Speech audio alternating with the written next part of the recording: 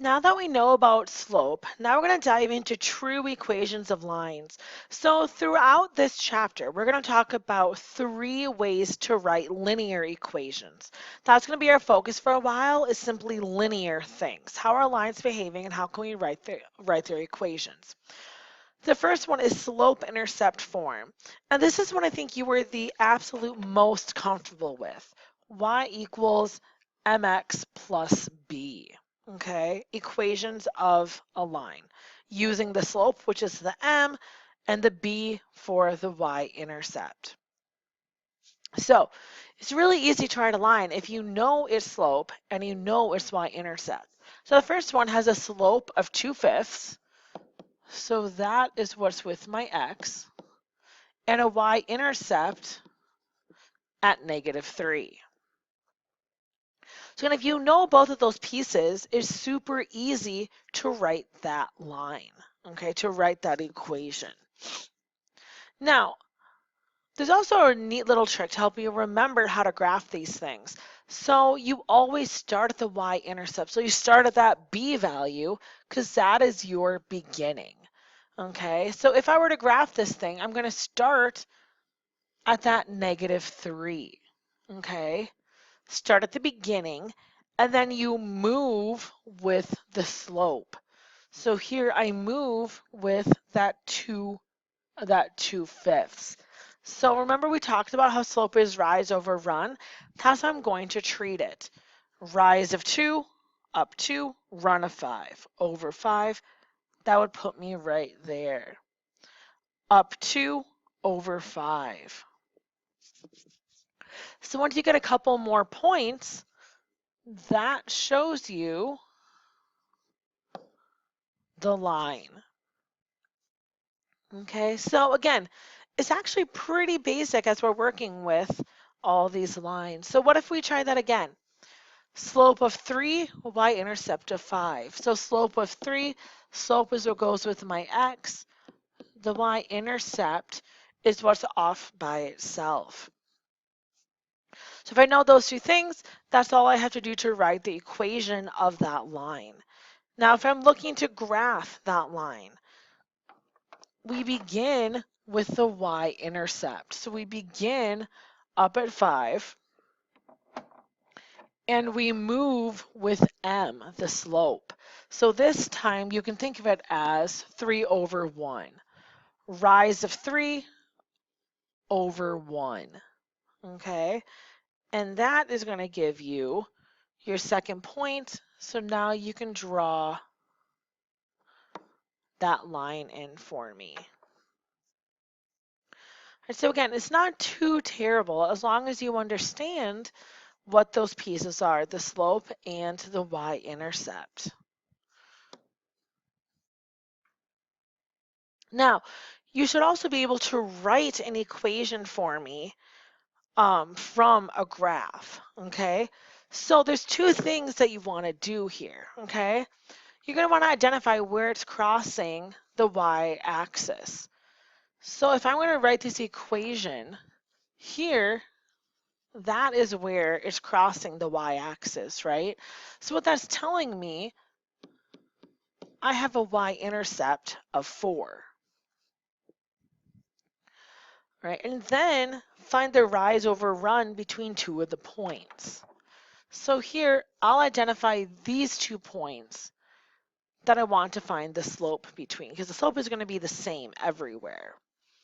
So going down 4 or down 3 over 1, so my slope is just -3.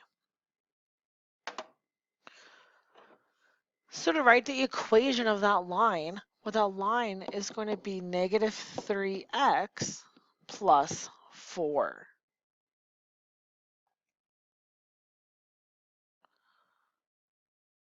All right, let's try it again. So first, where is it crossing the y-axis?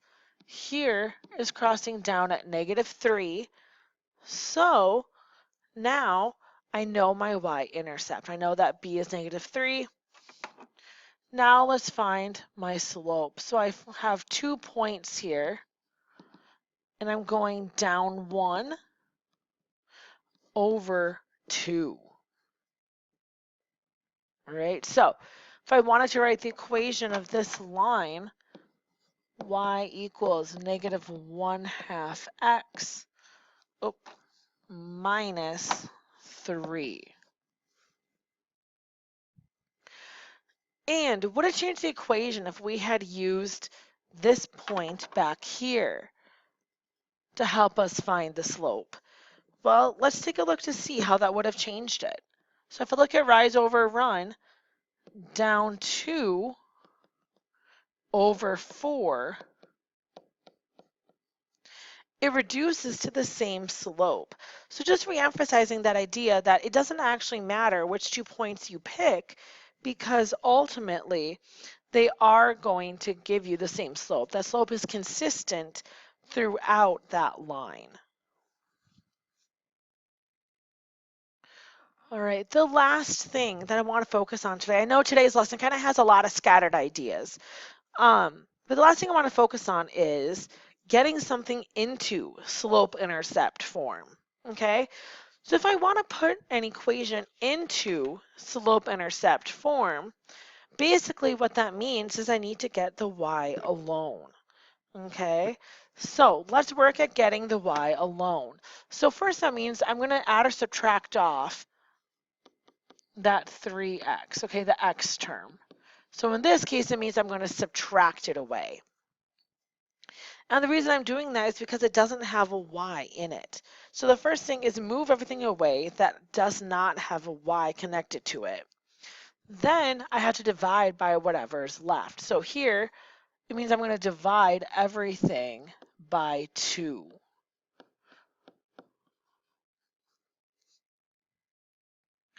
So now I have that equation in slope-intercept form. I have it solved for y.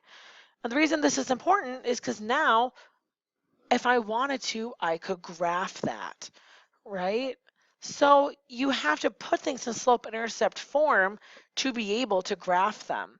So start up at that 9, slope of negative 3/2, down 3 over 2, down 3 over 2,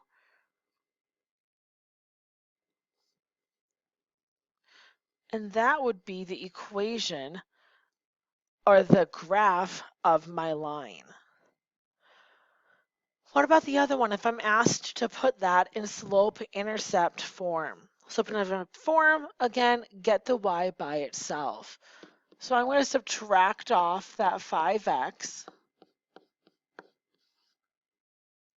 and I'm going to divide everything by negative 4. Well, here, negative 5 divided by a negative 4 would just become positive, and then 16 divided by negative 4 would become a negative 4. So there is my equation. All right, and now again, if I were being asked to graph that, remember we'd start at that negative 4 and then work our way up with the slope. Up 5 over 4, up 5 over 4. Then we just connect those dots.